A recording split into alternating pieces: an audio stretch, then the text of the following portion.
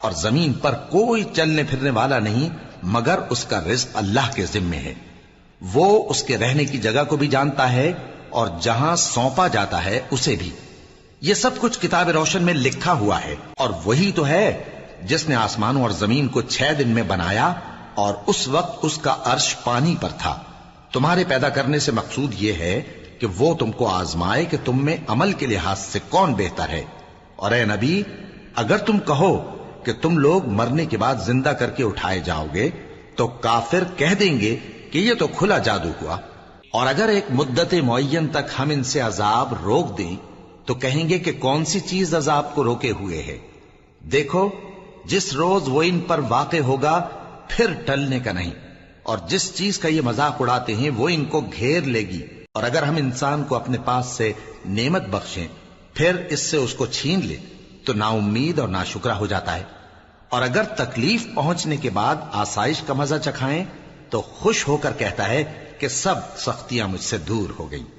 بے شک وہ ہے ہی خوشی میں مست ہو جانے والا، بڑا فخر جتانے والا. ہاں، جنہوں نے صبر کیا اور عمل نیک کیے یہی ہیں جن کے لیے بخشش اور اجر عظیم ہے. تو شاید تم کچھ چیز وہی میں سے جو تمہارے پاس آتی ہے چھوڑ دو اور اس خیال سے تمہارا دل تنگ ہو کہ کافر یہ کہنے لگیں کہ اس پر کوئی خزانہ کیوں نہیں نازل ہوا یا اس کے ساتھ کوئی فرشتہ کیوں نہیں آیا. اے نبی، تم تو صرف نصیحت کرنے والے ہو اور اللہ ہر چیز کا نگہبان ہے. کیا یہ لوگ کہتے ہیں کہ اس نے قرآن از خود بنا لیا ہے؟ کہہ دو کہ اگر سچے ہو تو تم بھی ایسی 10 صورتیں بنا لاؤ اور اللہ کے سوا جس جس کو بلا سکتے ہو بلا بھی لو. پس اگر وہ تمہاری بات قبول نہ کریں تو جان لو کہ یہ قرآن اللہ کے علم سے اترا ہے اور یہ کہ اس کے سوا کوئی معبود نہیں. تو کیا تم لوگ اسلام لاتے ہو؟ جو لوگ دنیا کی زندگی اور اس کی زیب و زینت کے طالب ہوں ہم ان کے اعمال کا بدلہ انہیں دنیا ہی میں دے دیتے ہیں اور اس میں ان کی حق تلفی نہیں کی جاتی. یہ وہ لوگ ہیں جن کے لیے آخرت میں آتش جہنم کے سوا اور کچھ نہیں.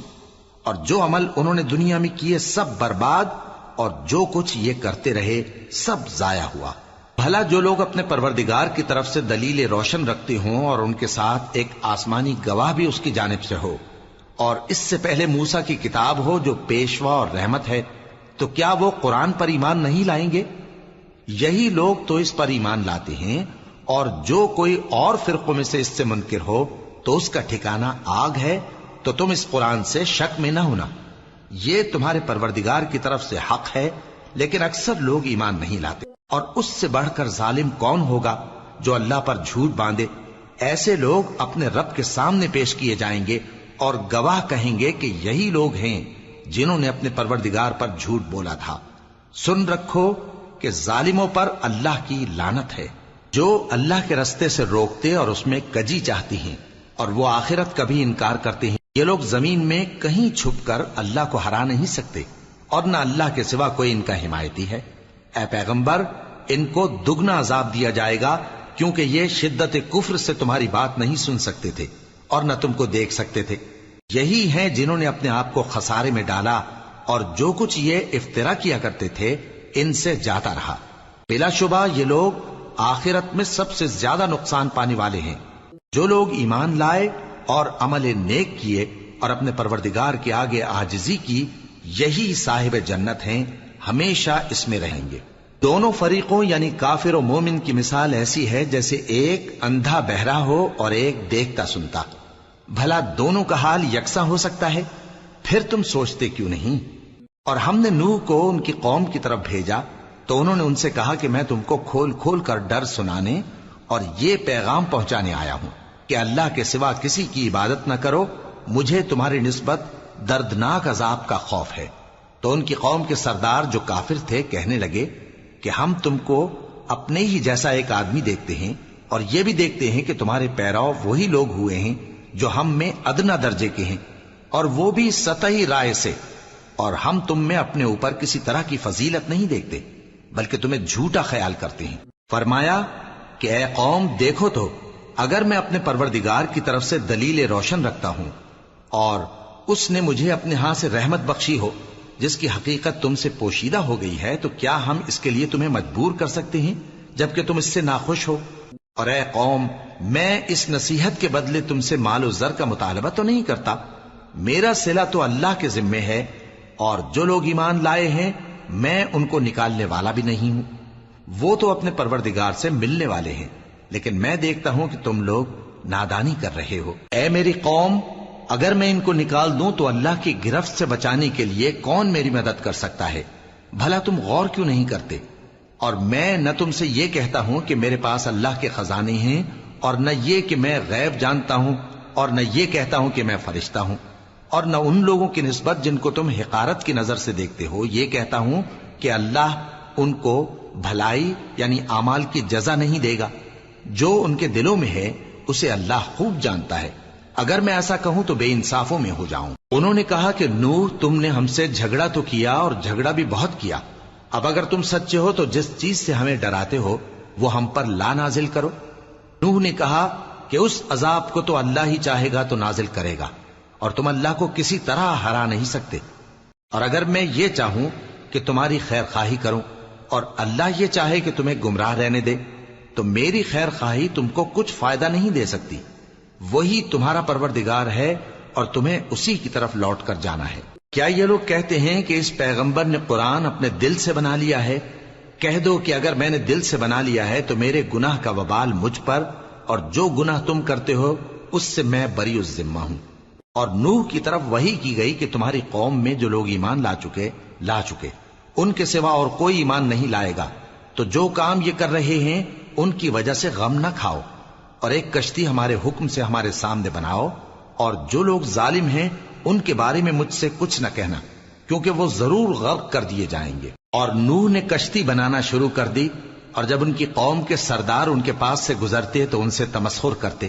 وہ کہتے کہ اگر تم ہم سے تمسخر کرتے ہو تو جس طرح تم ہم سے تمسخر کرتے ہو اسی طرح ایک وقت ہم بھی تم سے تمسخر کریں گے، اور تم کو جلد معلوم ہو جائے گا کہ کس پر عذاب آتا ہے جو اسے رسوا کرے گا، اور کس پر ہمیشہ کا عذاب نازل ہوتا ہے۔ یہاں تک کہ جب ہمارا حکم آ پہنچا اور تنور جوش مارنے لگا تو ہم نے نوح کو حکم دیا کہ ہر قسم کے پالتو جانوروں میں سے جوڑا جوڑا یعنی ایک ایک نر اور ایک ایک مادہ لے لو، اور جس شخص کی نسبت حکم ہو چکا ہے کہ ہلاک ہو جائے گا اس کو چھوڑ کر اپنے گھر والوں کو اور جو ایمان لایا ہو اس کو کشتی میں سوار کر لو، اور ان کے ساتھ ایمان بہت ہی کم لوگ لائے تھے۔ نوح نے کہا کہ اللہ کا نام لے کر کہ اسی کے کرم سے اس کا چلنا اور ٹھہرنا ہے، اس میں سوار ہو جاؤ، بے شک میرا پروردگار بخشنے والا ہے، مہربان ہے۔ اور وہ ان کو لے کر طوفان کی لہروں میں چلنے لگی۔ لہریں کیا تھیں؟ گویا پہاڑ تھے۔ اس وقت نوح نے اپنے بیٹے کو جو کشتی سے الگ تھا پکارا کہ بیٹا ہمارے ساتھ سوار ہو جا اور کافروں میں شامل نہ ہو۔ اس نے کہا کہ میں ابھی پہاڑ سے جا لگوں گا، وہ مجھے پانی سے بچا لے گا۔ فرمایا کہ آج اللہ کے عذاب سے کوئی بچانے والا نہیں اور نہ کوئی بچ سکتا ہے مگر وہی جس پر اللہ رحم کرے۔ اتنے میں دونوں کے درمیان لہر حائل ہو گئی اور وہ ڈوب کر رہ گیا، اور حکم دیا گیا کہ اے زمین اپنا پانی نگل جا اور اے آسمان تھم جا، اور پانی خشک ہو گیا اور کام تمام کر دیا گیا، اور کشتی کوہ جودی پر جا ٹھہری، اور کہہ دیا گیا کہ بے انصاف لوگوں پر لعنت۔ اور نوح نے اپنے پروردگار کو پکارا اور کہا کہ پروردگار، میرا بیٹا بھی میرے گھر والوں میں ہے، تو اس کو بھی نجات دے، تیرا وعدہ سچا ہے اور تو بہترین حاکم ہے۔ اللہ نے فرمایا کہ اے نوح، وہ تیرے گھر والوں میں نہیں ہے، وہ تو سراسر بد عمل ہے، تو جس چیز کی تم کو حقیقت معلوم نہیں اس کے بارے میں مجھ سے درخواست ہی نہ کرو، اور میں تم کو نصیحت کرتا ہوں کہ نادان نہ بنو۔ نوح نے کہا پروردگار، میں تجھ سے پناہ مانگتا ہوں کہ ایسی چیز کی تجھ سے درخواست کروں جس کی حقیقت مجھے معلوم نہیں، اور اگر تو مجھے نہیں بخشے گا اور مجھ پر رحم نہیں فرمائے گا تو میں تباہ ہو جاؤں گا۔ حکم ہوا کہ نوح ہماری طرف سے سلامتی اور برکتوں کے ساتھ جو تم پر اور تمہارے ساتھ کی جماعتوں پر نازل کی گئی ہیں اتر آؤ، اور کچھ اور جماعتیں ہوں گی جن کو ہم دنیا کے فوائد سے بہرہ مند کریں گے، پھر ان کو ہماری طرف سے عذاب علیم پہنچے گا۔ یہ حالات غیب کی خبروں میں سے ہیں جو ہم تمہاری طرف بھیجتے ہیں، اور اس سے پہلے نہ تم ہی ان کو جانتے تھے اور نہ تمہاری قوم ہی ان سے واقف تھی، تو صبر کرو کہ انجام پرہیزگاروں ہی کا بھلا ہے۔ اور ہم نے قوم عاد کی طرف ان کے بھائی ہود کو بھیجا. انہوں نے کہا اے میری قوم اللہ ہی کی عبادت کرو، اس کے سوا تمہارا کوئی معبود نہیں. تم شرک کر کے اللہ پر محض بہتان باندھتے ہو. میری قوم میں اس واض و نصیحت کا تم سے کچھ صلہ نہیں مانگتا. میرا صلہ تو اس کے ذمے ہے جس نے مجھے پیدا کیا. بھلا تم سمجھتے کیوں نہیں؟ اور اے قوم اپنے پروردگار سے بخشش مانگو، پھر اس کے آگے توبہ کرو. وہ تم پر آسمان سے موسلا دھار بارش برسائے گا اور تمہاری طاقت پر طاقت بڑھائے گا. اور دیکھو گناہگار بن کر روگردانی نہ کرو. وہ بولے ہود تم ہمارے پاس کوئی دلیل ظاہر نہیں لائے، اور ہم صرف تمہارے کہنے سے نہ اپنے معبودوں کو چھوڑنے والے ہیں اور نہ تم پر ایمان لانے والے ہیں. ہم تو یہ سمجھتے ہیں کہ ہمارے کسی معبود نے تمہیں تکلیف پہنچا کر دیوانہ کر دیا ہے. انہوں نے کہا کہ میں اللہ کو گواہ کرتا ہوں اور تم بھی گواہ رہو کہ جن کو تم اللہ کا شریک بناتے ہو میں ان سے بیزار ہوں. یعنی جن کی اللہ کے سوا عبادت کرتے ہو، تو تم سب مل کر میرے بارے میں جو تدبیر کرنی چاہو کر لو اور مجھے مہلت نہ دو. میں اللہ پر جو میرا اور تمہارا سب کا پروردگار ہے بھروسہ رکھتا ہوں. زمین پر جو چلنے پھرنے والا ہے وہ اللہ کے قبضہ قدرت میں ہے. بے شک میرا پروردگار سیدھے رستے پر ہے. اب اگر تم روگردانی کرو گے تو جو پیغام میرے ذریعے تمہاری طرف بھیجا گیا ہے وہ میں نے تمہیں پہنچا دیا ہے، اور میرا پروردگار تمہاری جگہ اور لوگوں کو لا بسائے گا، اور تم اللہ کا کچھ بھی نہیں بگاڑ سکو گے. میرا پروردگار تو ہر چیز پر نگہبان ہے. اور جب ہمارا حکم عذاب آ پہنچا تو ہم نے ہود کو اور جو لوگ ان کے ساتھ ایمان لائے تھے ان کو اپنی مہربانی سے بچا لیا اور انہیں عذاب شدید سے نجات دی. یہ وہی قوم عاد ہے جس نے اللہ کی نشانیوں سے انکار کیا اور اس کے پیغمبروں کی نافرمانی کی اور ہر سرکش و متکبر کا کہا مانا. اور اس دنیا میں بھی لعنت ان کے پیچھے لگی رہی اور قیامت کے دن بھی لگی رہے گی. دیکھو قوم عاد نے اپنے پروردگار سے کفر کیا، اور سن رکھو قوم عاد پر پھٹکار ہے جو ہود کی قوم تھی. اور قوم سمود کی طرف ان کے بھائی صالح کو بھیجا تو انہوں نے کہا اے قوم اللہ ہی کی عبادت کرو، اس کے سوا تمہارا کوئی معبود نہیں. اسی نے تم کو زمین سے پیدا کیا اور اس میں آباد کیا، تو اس سے مغفرت مانگو اور اس کے آگے توبہ کرو. بے شک میرا پروردگار نزدیک بھی ہے اور دعا کا قبول کرنے والا بھی ہے. انہوں نے کہا کہ صالح اس سے پہلے ہم تم سے کئی طرح کی امیدیں رکھتے تھے، اب وہ منقطع ہو گئی. کیا تم ہم کو ان چیزوں سے منع کرتے ہو جن کو ہمارے بزرگ پوجتے آئے ہیں؟ اور جس بات کی طرف تم ہمیں بلاتے ہو اس کی طرف سے ہم بڑے بھاری شک میں ہیں. صالح نے کہا اے میری قوم بھلا دیکھو تو اگر میں اپنے پروردگار کی طرف سے کھلی دلیل پر ہوں اور اس نے مجھے اپنے ہاتھ سے نبوت کی نعمت بخشی ہو، تو اگر میں اللہ کی نافرمانی کروں تو اس کے سامنے میری کون مدد کرے گا؟ تم تو کفر کی باتوں سے میرا نقصان ہی کرتے ہو. اور یہ بھی کہا کہ اے قوم یہ اللہ کی اونٹنی تمہارے لیے ایک نشانی یعنی معجزہ ہے، تو اس کو چھوڑ دو کہ اللہ کی زمین میں جہاں چاہے چرتی پھرے، اور اس کو کسی طرح کی تکلیف نہ دینا ورنہ تمہیں جلد عذاب آ پکڑے گا. مگر انہوں نے اس کو کاٹ ڈالا. تو صالح نے کہا کہ اپنے گھروں میں 3 دن اور فائدے اٹھا لو، یہ وعدہ ہے کہ جھوٹا نہ ہوگا.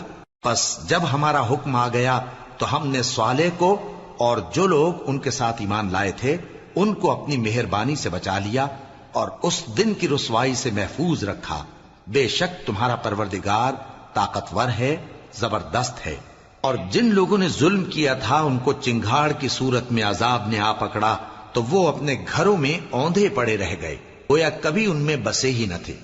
سن رکھو کہ قوم سمود نے اپنے پروردگار سے کفر کیا، اور سن رکھو قوم سمود پر پھٹکار ہے. اور ہمارے فرشتے ابراہیم کے پاس بشارت لے کر آئے تو سلام کہا، انہوں نے بھی جواب میں سلام کہا. ابھی کچھ وقفہ نہیں ہوا تھا کہ ابراہیم ایک بھنا ہوا بچڑا لے آئے. پھر جب دیکھا کہ ان کے ہاتھ کھانے کی طرف نہیں بڑھتے یعنی وہ کھانا نہیں کھاتے تو ان کو اجنبی سمجھ کر دل میں خوف کیا. فرشتوں نے کہا کہ خوف نہ کیجیے، ہم قوم لوط کی طرف ان کے ہلاک کرنے کو بھیجے گئے ہیں. اور ابراہیم کی بیوی جو پاس کھڑی تھی ہنس پڑی تو ہم نے اس کو اسحاق کی اور اسحاق کے بعد یعقوب کی خوشخبری دی. اس نے کہا اے میرے بچہ ہوگا، میں تو بڑھیا ہوں اور یہ میرے میاں بھی بوڑھے ہیں، یہ تو بڑی عجیب بات ہے. انہوں نے کہا کیا تم اللہ کی قدرت سے تعجب کرتی ہو؟ اے اہل بیت، تم پر اللہ کی رحمت اور اس کی برکتیں ہیں، وہ لائق تعریف ہے، بڑا ہے۔ پھر جب ابراہیم سے خوف جاتا رہا اور ان کو خوشخبری بھی مل گئی تو قوم لوط کے بارے میں لگے ہم سے بحث کرنے۔ بے شک ابراہیم بڑے تحمل والے، نرم دل اور رجوع کرنے والے تھے۔ اے ابراہیم، اس بات کو جانے دو، تمہارے پروردگار کا حکم آ پہنچا ہے اور ان لوگوں پر عذاب آنے والا ہے جو کبھی نہیں ٹلنے کا۔ اور جب ہمارے فرشتے لوط کے پاس آئے تو وہ ان کے آنے سے غمناک اور تنگ دل ہوئے اور کہنے لگے کہ آج کا دن بڑی مشکل کا دن ہے۔ اور لوط کی قوم کے لوگ ان کے پاس بے تحاشا دوڑتے ہوئے آئے اور یہ لوگ پہلے ہی سے انتہائی بےہودہ حرکتیں کیا کرتے تھے۔ لوط نے کہا کہ اے بھائیو، یہ جو میری قوم کی لڑکیاں ہیں یہ تمہارے لیے جائز اور پاک ہیں، تو اللہ سے ڈرو اور میرے مہمانوں کے بارے میں مجھے بے آبرو نہ کرو۔ کیا تم میں کوئی بھی شائستہ آدمی نہیں؟ وہ بولے تم کو معلوم ہے کہ تمہاری ان بیٹیوں کی ہمیں کچھ حاجت نہیں، اور جو ہماری غرض ہے اسے تم خوب جانتے ہو۔ لوط نے کہا اے کاش مجھ میں تمہارے مقابلے کی طاقت ہوتی یا میں کسی مضبوط قلعے میں پناہ لے لیتا۔ فرشتوں نے کہا اے لوط، ہم تمہارے پروردگار کے فرشتے ہیں، یہ لوگ ہرگز تم تک نہیں پہنچ سکیں گے، تو کچھ رات رہے سے اپنے گھر والوں کو لے کر چل دو، اور تم میں سے کوئی شخص پیچھے مڑ کر نہ دیکھے مگر تمہاری بیوی کے جو آفت ان پر پڑنے والی ہے وہی اس پر بھی پڑے گی۔ ان کے عذاب کے وعدے کا وقت صبح ہے، اور کیا صبح کچھ دور ہے؟ پھر جب ہمارا حکم آیا ہم نے اس بستی کو الٹ کر نیچے اوپر کر دیا اور ان پر پتھر کی تہ بتہ کنکریاں برسائیں جن پر تمہارے پروردگار کے ہاں سے نشان کیے ہوئے تھے، اور وہ بستی ان ظالموں سے کچھ دور نہیں۔ اور مدین کی طرف ان کے بھائی شعیب کو بھیجا تو انہوں نے کہا کہ اے قوم، اللہ ہی کی عبادت کرو کہ اس کے سوا تمہارا کوئی معبود نہیں، اور ناپ اور تول میں کمی نہ کیا کرو، میں تو تم کو آسودہ حال دیکھتا ہوں، اور اگر تم ایمان نہ لاؤ گے تو مجھے تمہارے بارے میں ایک ایسے دن کے عذاب کا خوف ہے جو تم کو گھیر کر رہے گا۔ اور اے میری قوم، ناپ اور تول انصاف کے ساتھ پوری پوری کیا کرو، اور لوگوں کو ان کی چیزیں کم نہ دیا کرو، اور زمین میں خرابی کرتے نہ پھرو۔ اگر تم کو میرے کہنے کا یقین ہو تو اللہ کا دیا ہوا نفع ہی تمہارے لیے بہتر ہے، اور میں تمہارا نگہبان نہیں ہوں۔ انہوں نے کہا اے شعیب، کیا تمہاری نماز تمہیں یہ سکھاتی ہے کہ جن کو ہمارے باپ دادا پوجتے آئے ہیں ہم ان کو ترک کر دیں، یا اپنے مال میں تصرف کرنا چاہیں تو نہ کریں؟ تم تو بڑے نرم دل اور بڑے سیدھے ہو۔ انہوں نے کہا کہ اے قوم، دیکھو تو اگر میں اپنے پروردگار کی طرف سے دلیل روشن پر ہوں اور اس نے اپنے ہاں سے مجھے نیک روزی دی ہو تو کیا میں اپنا فرض ادا نہ کروں؟ اور میں نہیں چاہتا کہ جس بات سے میں تمہیں منع کروں خود اس کو کرنے لگوں۔ میں تو جہاں تک مجھ سے ہو سکے تمہارے معاملات کی اصلاح چاہتا ہوں، اور اس بارے میں مجھے توفیق کا ملنا اللہ ہی کے فضل سے ہے۔ میں اسی پر بھروسہ رکھتا ہوں اور اسی کی طرف رجوع کرتا ہوں۔ اور اے قوم، میری مخالفت تم سے کوئی ایسا کام نہ کرا دے کہ جیسی مصیبت نوح کی قوم یا ہود کی قوم یا صالح کی قوم پر واقع ہوئی تھی ویسی ہی مصیبت تم پر واقع ہو۔ اور لوط کی قوم کا زمانہ تو تم سے کچھ دور نہیں، اور اپنے پروردگار سے بخشش مانگو اور اس کے آگے توبہ کرو، بے شک میرا پروردگار بڑا مہربان ہے، بہت محبت کرنے والا ہے۔ انہوں نے کہا کہ شعیب، تمہاری بہت سی باتیں ہماری سمجھ میں نہیں آتی، اور ہم دیکھتے ہیں کہ تم ہم میں کمزور بھی ہو، اور اگر تمہارے بھائی بند نہ ہوتے تو ہم تم کو سنسار کر دیتے، اور تم ہم پر کسی طرح بھی غالب نہیں ہو۔ انہوں نے کہا کہ اے قوم، کیا میرے بھائی بندوں کا دباؤ تم پر اللہ سے زیادہ ہے، اور اس کو تم نے پیٹھ پیچھے ڈال رکھا ہے؟ میرا پروردگار تو تمہارے سب اعمال کا احاطہ کیے ہوئے ہے۔ اور اے قوم، تم اپنی جگہ کام کیے جاؤ، میں اپنی جگہ کام کیے جاتا ہوں۔ تم کو ان قریب معلوم ہو جائے گا کہ رسوا کرنے والا عذاب کس پر آتا ہے اور جھوٹا کون ہے، اور تم بھی انتظار کرو، میں بھی تمہارے ساتھ انتظار کرتا ہوں۔ اور جب ہمارا حکم آ پہنچا تو ہم نے شعیب کو اور جو لوگ ان کے ساتھ ایمان لائے تھے ان کو تو اپنی رحمت سے بچا لیا، اور جو ظالم تھے ان کو چنگھاڑ نے آ دبوچا، تو وہ اپنے گھروں میں اوندھے پڑے رہ گئے، گویا ان میں کبھی بسے ہی نہ تھے۔ سن رکھو کہ مدین پر ویسی ہی پھٹکار ہے جیسی سمود پر پھٹکار تھی، اور ہم نے موسیٰ کو اپنی نشانیاں اور دلیل روشن دے کر بھیجا فرعون اور اس کے سرداروں کی طرف، تو وہ فرعون ہی کے حکم پر چلتے رہے، حالانکہ فرعون کا حکم درست نہیں تھا۔ وہ قیامت کے دن اپنی قوم کے آگے آگے چلے گا، پھر ان کو دوزخ میں جا اتارے گا، اور جس مقام پر وہ اتارے جائیں گے وہ برا ہے۔ اور اس جہان میں بھی لعنت ان کے پیچھے لگا دی گئی، اور قیامت کے دن بھی پیچھے لگی رہے گی۔ جو انعام ان کو ملا ہے برا ہے۔ یہ پرانی بستیوں کے تھوڑے سے حالات ہیں جو ہم تم سے بیان کرتے ہیں، ان میں سے بعض تو باقی ہیں اور بعض تہس نہس ہو گئیں۔ اور ہم نے ان لوگوں پر ظلم نہیں کیا بلکہ انہوں نے خود اپنے اوپر ظلم کیا۔ غرض جب تمہارے پروردگار کا حکم آ پہنچا تو جن معبودوں کو وہ اللہ کے سوا پکارا کرتے تھے وہ ان کے کچھ بھی کام نہ آئے، اور بربادی کے سوا انہیں اور کچھ نہ دے سکے۔ اور تمہارا پروردگار جب نافرمان بستیوں کو پکڑا کرتا ہے تو اس کی پکڑ اسی طرح کی ہوتی ہے، بے شک اس کی پکڑ دکھ دینے والی سخت ہے۔ ان قصوں میں اس شخص کے لیے جو عذاب آخرت سے ڈرے عبرت ہے۔ یہ وہ دن ہوگا جس میں سب اکٹھے کیے جائیں گے، اور یہی وہ دن ہوگا جس میں سب اللہ کے روبرو حاضر کیے جائیں گے، اور ہم اس کے لانے میں ایک وقت معین تک تاخیر کر رہے ہیں۔ جس روز وہ آ جائے گا تو کوئی شخص اللہ کے حکم کے بغیر بول بھی نہیں سکے گا۔ پھر ان میں سے کچھ بدبخت ہوں گے اور کچھ نیک بخت۔ تو جو بدبخت ہوں گے وہ دوزخ میں ڈال دیے جائیں گے، اس میں ان کو چلانا اور دھاڑنا ہوگا۔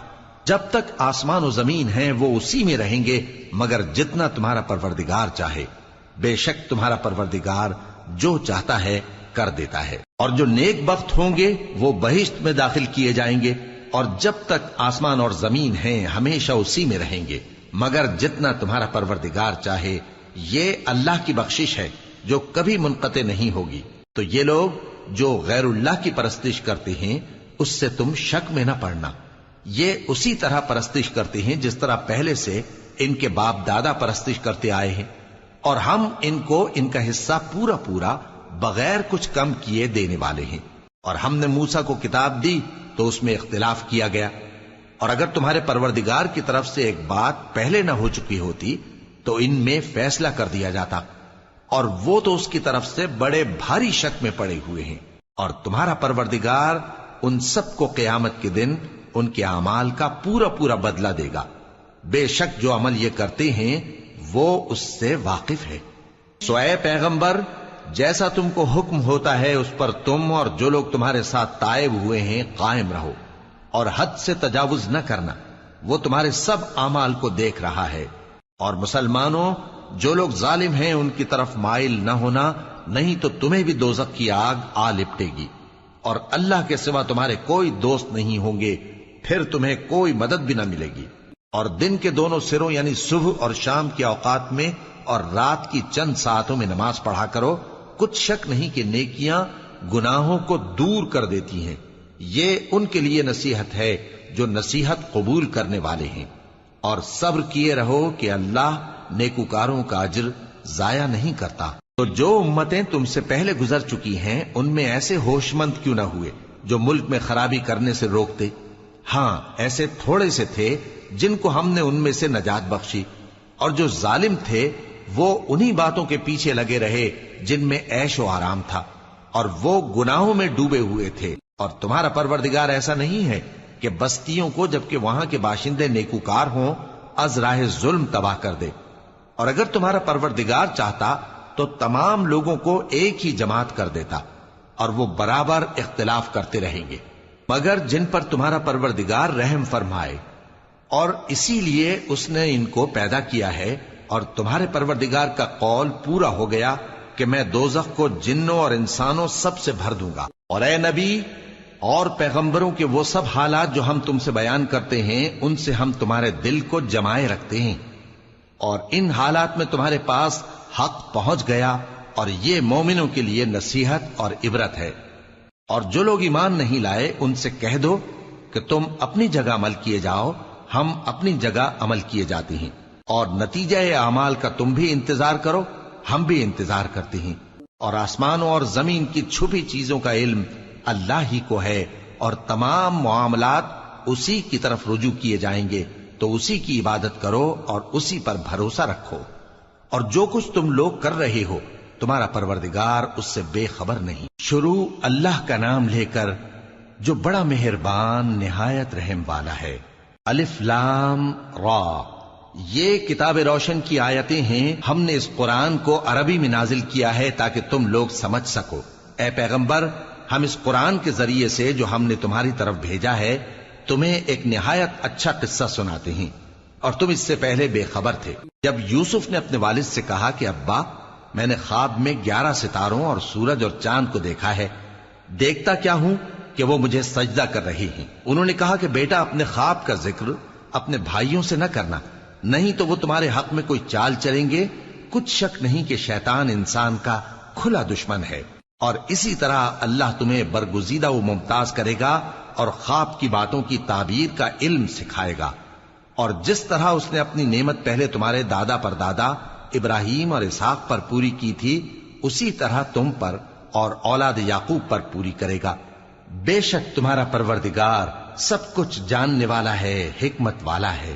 ہاں، یوسف اور ان کے بھائیوں کے قصے میں پوچھنے والوں کے لیے بہت سی نشانیاں ہیں۔ جب انہوں نے آپس میں تذکرہ کیا کہ یوسف اور اس کا بھائی ابا کو ہم سے زیادہ پیارے ہیں، حالانکہ ہم جماعت کی جماعت ہیں، کچھ شک نہیں کہ ابا کھلی غلطی پر ہیں، یوسف کو یا تو جان سے مار ڈالو یا کسی ملک میں پھینک آؤ، پھر ابا کی توجہ صرف تمہاری طرف ہو جائے گی، اور اس کے بعد تم نیک لوگوں میں ہو جاؤ گے۔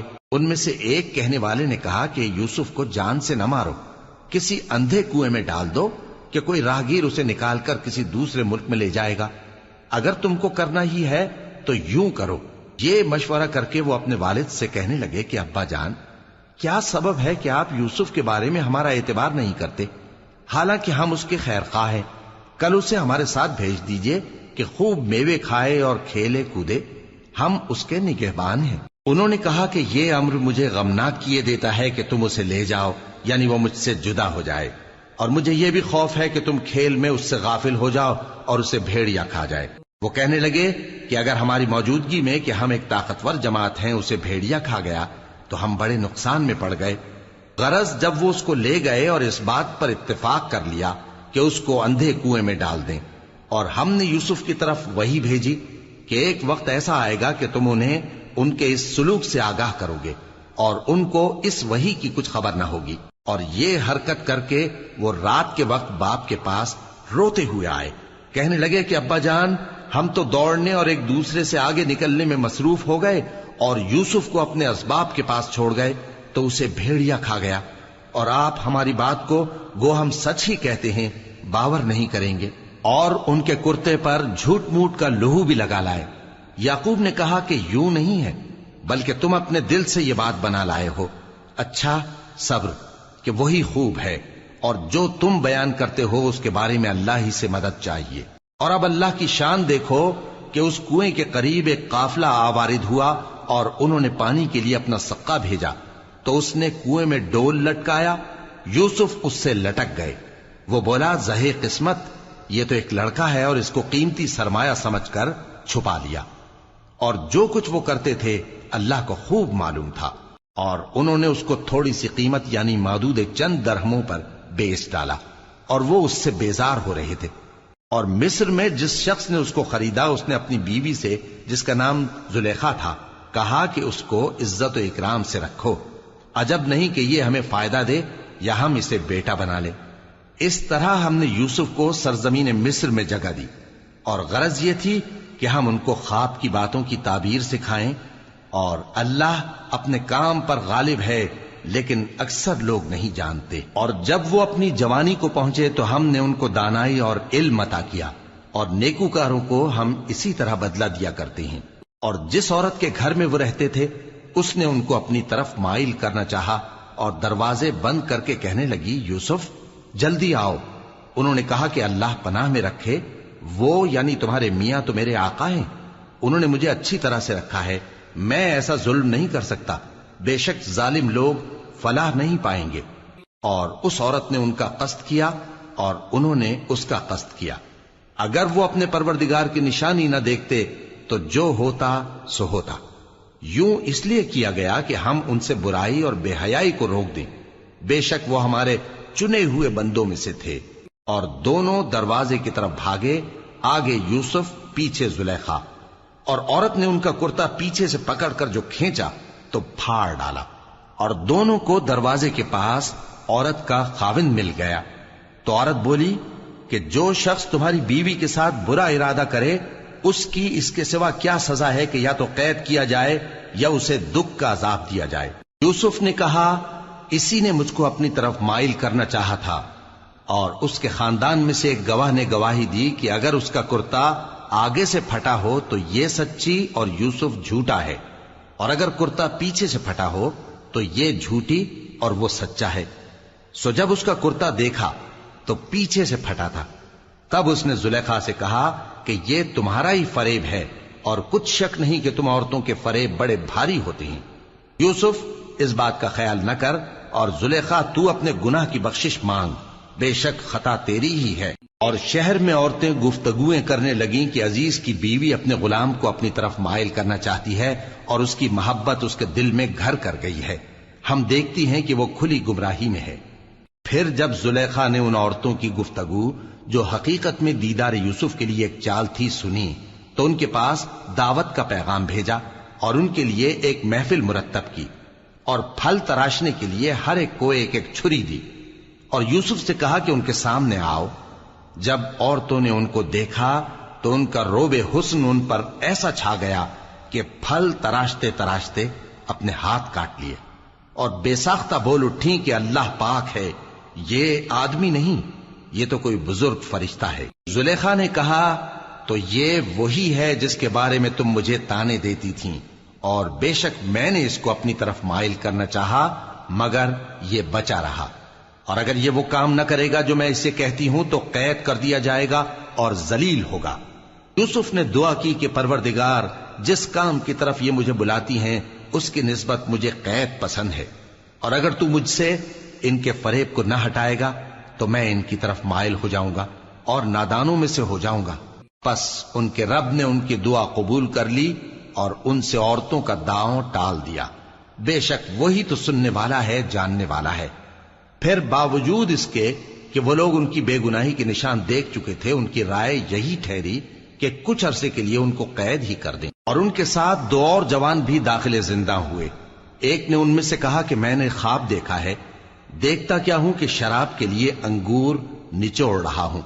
دوسرے نے کہا کہ میں نے بھی خواب دیکھا ہے، میں یہ دیکھتا ہوں کہ اپنے سر پر روٹیاں اٹھائے ہوئے ہوں اور پرندے ان میں سے کھا رہے ہیں.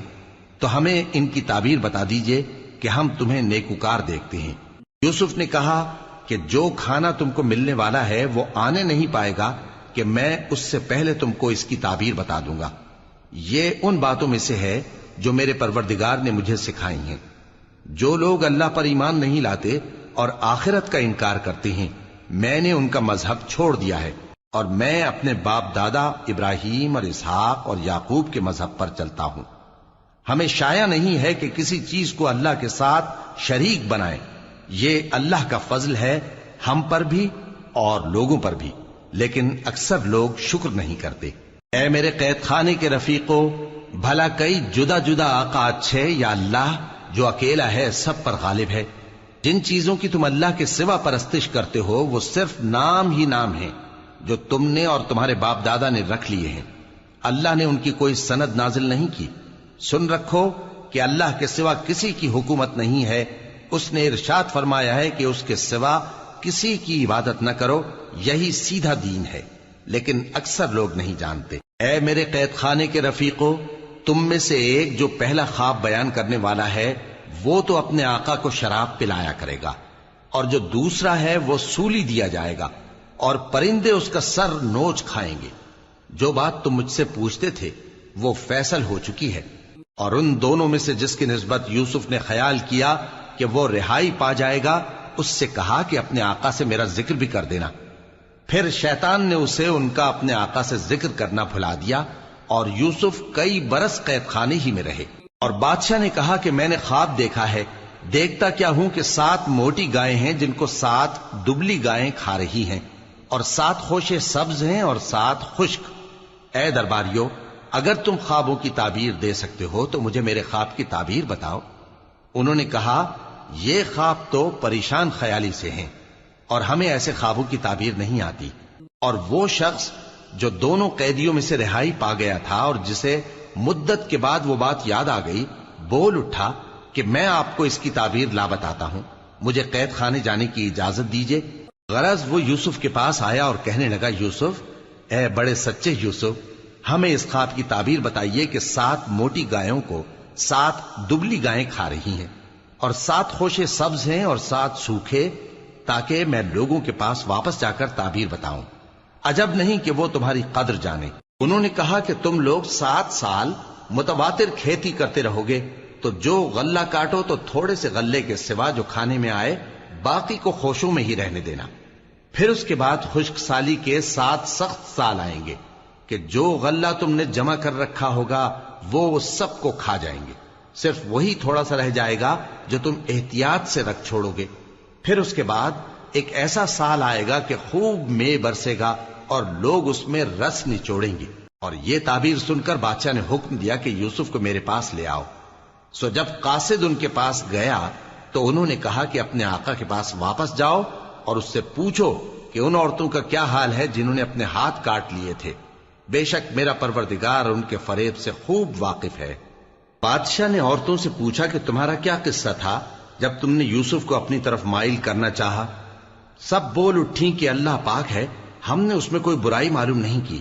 عزیز کی بیوی نے کہا، اب سچی بات تو ظاہر ہو ہی گئی ہے، اصل یہ ہے کہ میں نے اس کو اپنی طرف مائل کرنا چاہا تھا اور وہ بے شک سچا ہے۔ یوسف نے کہا کہ میں نے یہ بات اس لیے پوچھی ہے کہ عزیز کو یقین ہو جائے کہ میں نے اس کی پیٹھ پیچھے اس کی امانت میں خیانت نہیں کی، اور اللہ خیانت کرنے والوں کی چال کو چلنے نہیں دے۔